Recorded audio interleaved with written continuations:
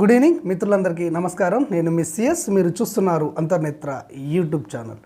తెలంగాణ వికలాంగుల కార్పొరేషన్ ద్వారా ఈ సబ్సిడీ రుణాలకు దరఖాస్తు చేసుకోవడానికి నోటిఫికేషన్ అనేది రిలీజ్ అయింది. ఇది మీ అందరికీ అంతర్నేత్ర తెలియజేసింది. అయితే చాలామందికి ఒక డౌట్ అనేది ఉంటుంది. ఎక్కడ దరఖాస్తు చేసుకోవాలి, ఏ విధంగా దరఖాస్తు చేసుకోవాలి, దరఖాస్తు సమయంలో ఏ వివరాలు నమోదు చేయవలసి ఉంటుందన్నటువంటి డౌట్ మీలో ఉంటుంది. ఎక్కడ దరఖాస్తు చేసుకోవాలంటే ఆన్లైన్లో దరఖాస్తు చేసుకోవాలని చెప్పాం.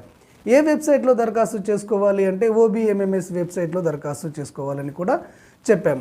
అయితే ఈ ఓబీఎంఎంఎస్ వెబ్సైట్లోకి వెళ్ళి మీరు దరఖాస్తు చేసుకునే సమయంలో ఆ వెబ్సైట్ ఏమేమి అడుగుతుంది, ఏ డాక్యుమెంట్స్ అడుగుతుంది, ఏ వివరాలు నమోదు చేయమని అడుగుతుంది, దీంట్లో బ్యాంకు లింకేజ్కి సంబంధించినటువంటి యూనిట్స్ ఉన్నాయి, నాన్ లింకేజ్కి సంబంధించినటువంటి యూనిట్స్ ఉన్నాయి. అయితే ఈ ఓబీఎంఎంఎస్ వెబ్సైట్లోకి వెళ్ళి మీరు దరఖాస్తు చేసుకునే సమయంలో ఎలాంటి ఇబ్బందులు ఎదురుకాకుండా మీరు ఏ డాక్యుమెంట్స్ని ఇంటర్నెట్ సెంటర్కు తీసుకువెళ్ళాలి, ఓబీఎంఎంఎస్ వెబ్సైట్లో ఏ వివరాలు నమోదు చేయవలసి ఉంటుంది అన్న పూర్తి వివరాలను ఈరోజు మీకు అందించడం అనేది జరుగుతుంది. అంటే ప్రాక్టికల్గా ఈ ఓబీఎంఎంఎస్ వెబ్సైట్లోకి వెళ్ళి పూర్తిగా ఈ లోన్లకు సంబంధించినటువంటి అప్లికేషన్ విధానాన్ని మీకు అందించడం అనేది జరుగుతుంది. చూస్తూనే ఉండండి Antarnetra YouTube channel. No fake news, only fact updates. Watch on Antarnetra. ముందుగా మీరు గూగుల్ని ఓపెన్ చేయండి. గూగుల్ని ఓపెన్ చేసిన తర్వాత ఇక్కడ సెర్చ్ బార్ ఉంది కదా, ఇందులో ఓబీఎంఎంఎస్ అని టైప్ చేయండి. నేను ఆల్రెడీ టైప్ చేశాను కాబట్టి ఇక్కడ చూపిస్తుంది. ఓబీఎంఎంఎస్ అని టైప్ చేసి ఇక్కడ బటన్ క్లిక్ చేయగానే ఇక్కడ మీకు ఓబీఎంఎంఎస్ అని పైన కనిపిస్తుంది చూడండి, దానిపైన మీరు ట్యాప్ చేయండి. ఈ విధంగా ట్యాప్ చేయగానే ఓబీఎంఎంఎస్ వెబ్సైట్ అనేది ఓపెన్ అవుతుంది. ఇది ఇంటర్ఫేస్. ఇక్కడ మీరు చూడొచ్చు, Telangana state online beneficiary management and monitoring system, దీన్నే ఓబీఎంఎంఎస్ అంటారు. ఇందులోనే మీరు దరఖాస్తు చేసుకోవాల్సి ఉంటుంది. ఇక్కడ పైన కార్నర్లో ఇచ్చారు చూడండి, apply online for economical rehabilitation scheme disable welfare అని. దీనిపైన మీరు క్లిక్ చేయండి. ఈ విధంగా క్లిక్ చేయగానే ఇక్కడ మీకు రిజిస్ట్రేషన్ అనేది చేసుకోవాల్సి ఉంటుంది.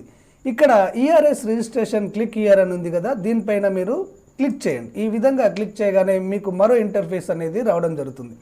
ఈ విధంగా మీకు ఇంటర్ఫేస్ అనేది కనపడుతుంది. ఇక్కడ ఇచ్చినటువంటి 4 ఆప్షన్స్ను కూడా మీరు ఫిల్ చేయవలసి ఉంటుంది. ఇవన్నీ కూడా మ్యాండేటరీ అంటే తప్పకుండా మీరు ఫిల్ చేయాలి. ఫిల్ చేస్తేనే మీకు మరో ఇంటర్ఫేస్ రావడం అనేది జరుగుతుంది.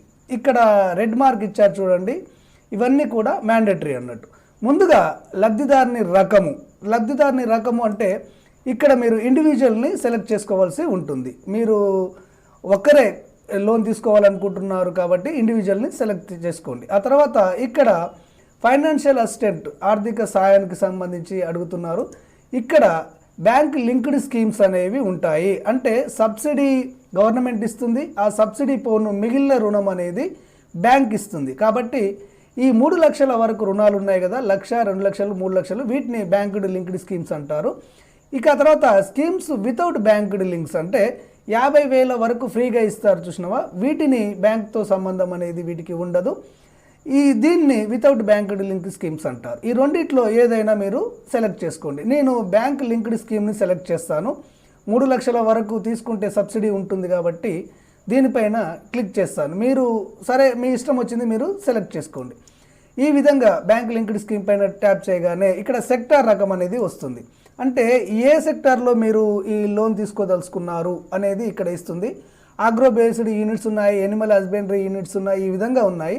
మీరు ఏం చేస్తారంటే సెల్ఫ్ ఎంప్లాయ్మెంట్ స్కీమ్స్కి సంబంధించిన యూనిట్స్ని సెలెక్ట్ చేసుకోండి, ఆ సెక్టార్ని సెలెక్ట్ చేసుకొని దానిపైన ట్యాప్ చేయండి.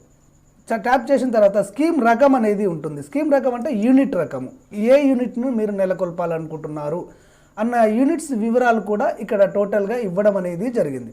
ఇందులో వికలాంగులకు సంబంధించి ఏ యూనిట్స్నైనా కానీ సెలెక్ట్ చేసుకోవచ్చు. నేను కొద్దిగా ఈజీగా ఉండే యూనిట్స్ని సెలెక్ట్ చేసి చూపిస్తాను మీకు. ఇక్కడ బ్యాంగిల్ స్టోర్ అనేది ఉంది. వికలాంగ మహిళలకు బ్యాంగిల్ స్టోర్ పెట్టుకోవడానికి ఈజీగా ఉంటుంది. ఆ తర్వాత బ్యూటీ పార్లర్ అనేది కూడా ఉంది, దీనికైనా మీరు పెట్టుకోవచ్చు. ఆ తర్వాత ఇక్కడ డిటిపి అండ్ జిరాక్స్ సెంటర్ ఉంది, దీనికైనా మీరు పెట్టుకోవచ్చు. DTP internet and xerox centre అనేది ఉంది, దీనికైనా పెట్టుకోవచ్చు. ఎలక్ట్రికల్ షాప్ ఉంది, దీనికైనా పెట్టుకోవచ్చు. కిరాణా షాప్ ఉంది, దానికైనా పెట్టుకోవచ్చు. ల్యాండ్రీ షాప్ ఉంది. ఆ తర్వాత చెప్పల్ షాప్ కూడా ఉంది, ఇందులో మెడికల్ షాప్ కూడా ఉంది. ఈ విధంగా మీకు ఏది ఈజీగా అనిపిస్తే ఆ యూనిట్ను సెలెక్ట్ చేసుకోండి. ఇక్కడ నేను ఇంటర్నెట్కి సంబంధించినటువంటి యూనిట్ని సెలెక్ట్ చేస్తాను. ఇంటర్నెట్ డిటిపి సెంటర్ ఎక్కడ ఉంది యూనిట్, ఇక్కడ చూద్దాము. DTP internet and xerox centre ఉంది కదా, దీనిపైన నేను క్లిక్ చేస్తాను. ఓకే, ఇక్కడ మీకు సౌలభ్యం ఏంటంటే మీరు యూనిట్ని సెలెక్ట్ చేసుకోగానే ఇక్కడ యూనిట్ కాస్ట్ అనేది ఇక్కడ డిస్ప్లే అవుతుంది.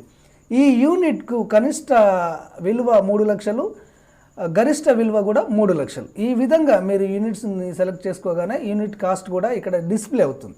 ఆ తర్వాత మీరు ఇక్కడ గో అనే ఆప్షన్ ఉంది కదా, దానిపైన ట్యాప్ చేయండి.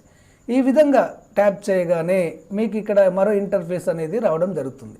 ఇక్కడ మీరు పూర్తిగా వివరాలను మీరు ఫిలప్ చేయవలసి ఉంటుంది. ఒకసారి చూద్దాము ఇక్కడ ఏమేమి అడిగారు అంటే, మొదటగా మీ జిల్లాను ఇక్కడ సెలెక్ట్ చేసుకోండి. ఇక్కడ జిల్లాను సెలెక్ట్ చేసుకున్న తర్వాత అన్ని ఆప్షన్స్ ఉంటాయి. ఇక్కడ మీది ఏ జిల్లా అయితే ఆ జిల్లాను సెలెక్ట్ చేసుకోండి. నేను దరఖాస్తు చేయడం లేదు, మీకు ప్రాక్టికల్గా వివరించడానికే చెప్తున్నాను కాబట్టి ఇక్కడ నేను నల్గొండ జిల్లాను సెలెక్ట్ చేస్తాను. ఓకే, ఈ విధంగా జిల్లాను సెలెక్ట్ చేసుకున్న తర్వాత మీ మండలాన్ని సెలెక్ట్ చేసుకోవాల్సి ఉంటుంది. ఇక్కడ ఆల్టర్నేట్గా మీకు మండలాలు కూడా వస్తాయి. ఇక్కడ మీ ఏ మండలం అయితే ఆ మండలాన్ని మీరు సెలెక్ట్ చేసుకోండి. ఆ తర్వాత ఇక్కడ మీరు మీ గ్రామ పంచాయతీని సెలెక్ట్ చేసుకోండి. మీ మండలాన్ని సెలెక్ట్ చేసుకున్న తర్వాత ఆల్టర్నేట్గా ఆ మండల పరిధిలో ఉన్నటువంటి గ్రామాలన్నీ కూడా రావడం అనేది జరుగుతుంది. ఇక తర్వాత ఇక్కడ విలేజ్ అనేది ఉంది కదా, ఈ విలేజ్ కాడ కూడా ఇక్కడ ఆల్రెడీ వచ్చేసింది. ఇక్కడ హ్యాబిటేషన్ అనేది లేదు కాబట్టి ఇది అవసరం లేదు, ఇది మ్యాండేటరీ కాదు. ఇందులో మీరు గుర్తుపెట్టుకోవాల్సింది ఏంటంటే ఇక్కడ రెడ్ మార్క్స్ ఉన్నాయి చూసారా, ఇక్కడ నేను పెట్టాను చూడండి. ఈ రెడ్ మార్క్స్ ఉన్నాయన్నీ కూడా తప్పకుండా మీరు ఫిల్ చేయాలి. ఇవన్నీ కూడా మ్యాండేటరీ, మీరు ఫిలప్ చేయాలి, లేదంటే అప్లికేషన్ అనేది స్వీకరించరు. ఒకవేళ ఈ రెడ్ మార్కు లేని ఉన్నాయి కదా, వాటిని మీరు ఫిల్ చేయకున్నా కానీ ఎలాంటి ఇబ్బంది ఉండదు. ఇక్కడ ఇది అయిపోయింది. ఆ తర్వాత సెక్టార్ వివరాలు ఉంటాయి కదా, ఈ సెక్టార్ వివరాలన్నీ కూడా మనకు ముందు అక్కడ సెలెక్ట్ చేసుకున్నాం కదా, ఇండివిజువల్ లోన్ అనే ఒకటి, బ్యాంక్ లింక్డ్ స్కీమ్ అని, యూనిట్ కాస్ట్ విలువ 3 లక్షలను ముందు చెప్పుకున్నాం కదా, ముందు సెలెక్ట్ చేసుకున్నాం కదా, అవి ఇక్కడ డిస్ప్లే కావడం అనేది జరుగుతుంది. ఇక్కడ ఎలాంటి ఇబ్బంది అనేది మీకు ఉండదు. ఇక తర్వాత ఇక్కడ టోటల్ యూనిట్ కాస్ట్ అనేది ఒకటి ఉంటుంది. అంటే ఈ 3 లక్షలు కాకుండా మీకు అదనంగా ఏమైనా ఖర్చు అవుతుందా అన్నది మీరు ఇక్కడ మెన్షన్ చేయవలసి ఉంటుంది. ఇక తర్వాత సబ్సిడీ ఎంత ఉంటుంది, దీంట్లో 3 లక్షల స్కీమ్కి 1,80,000 సబ్సిడీ ఉంటుంది కాబట్టి దానిని ఇక్కడ మీరు మెన్షన్ చేయండి. ఆ తర్వాత ఇక్కడ బ్యాంక్ లోన్ రుణం ఎంత అంటే 1,80,000 సబ్సిడీ పోతే బ్యాంక్ లోన్ ఎంత ఇవ్వాలి 3 లక్షలలో అంటే 1,20,000 ఇక్కడ మెన్షన్ చేయండి. ఇక్కడ టోటల్ కాస్ట్ యూనిట్ విలువ కూడా ఇక్కడ మెన్షన్ చేయండి. ఇక ఆ తర్వాత మీకు ఇక్కడ బ్యాంక్ అని ఉంది కదా, మీ బ్యాంక్ అకౌంట్ ఎందులో ఉంది దానిని మీరు సెలెక్ట్ చేసుకోవాల్సి ఉంటుంది.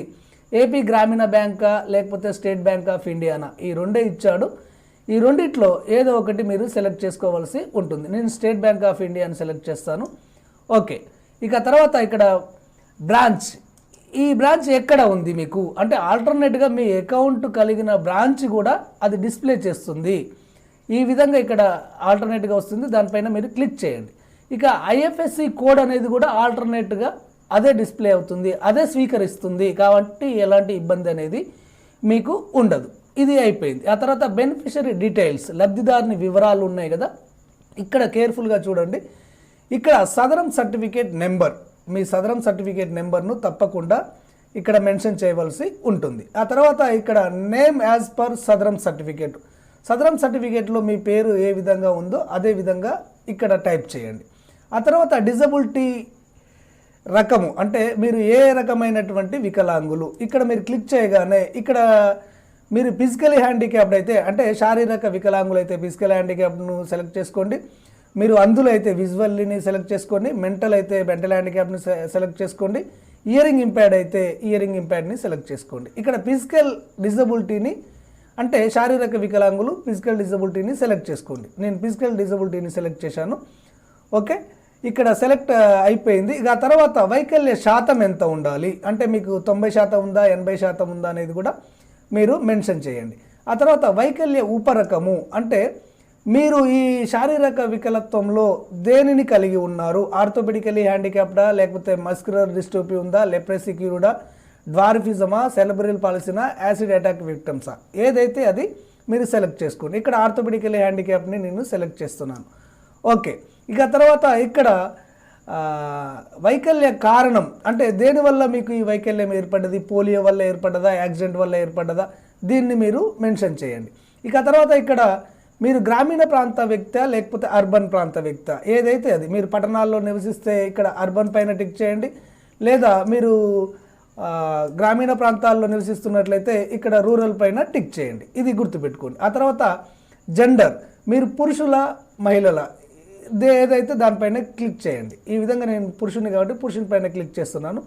ఆ తర్వాత నేమ్ యాజ్ పర్ క్యాస్ట్, మీ క్యాస్ట్ సర్టిఫికేట్లో పేరు ఏ విధంగా ఉందో ఆ విధంగా ఇక్కడ మీ పేరుని మెన్షన్ చేయండి.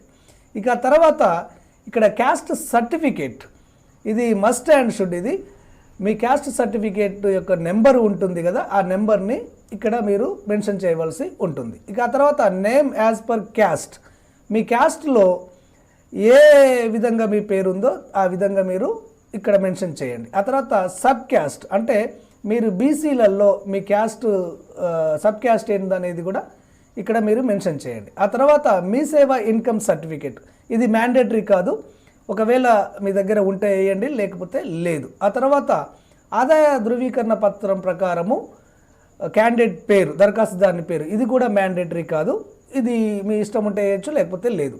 ఆ తర్వాత వయసు, ఇది మ్యాండేటరీ, మీకు ఎంత వయసు ఉంది దీన్ని మెన్షన్ చేయాలి. ఆ తర్వాత మీ పుట్టిన తేదీ ఏదైతే ఉందో దాన్ని మెన్షన్ చేయండి ఇక్కడ. ఇక తర్వాత ఇక్కడ చూసుకున్నట్లయితే మొబైల్ నెంబర్, మీ సెల్ ఫోన్ నెంబర్ను తప్పకుండా ఇక్కడ యాడ్ చేయండి. ఆ తర్వాత యాన్యువల్ ఇన్కమ్, ఇది మ్యాండేటరీ కాదు, టోటల్గా మీ సంవత్సర ఆదాయం ఎంత ఉందో అంత వేయచ్చు, ఇది వదిలేసినా కానీ పర్వాలేదు.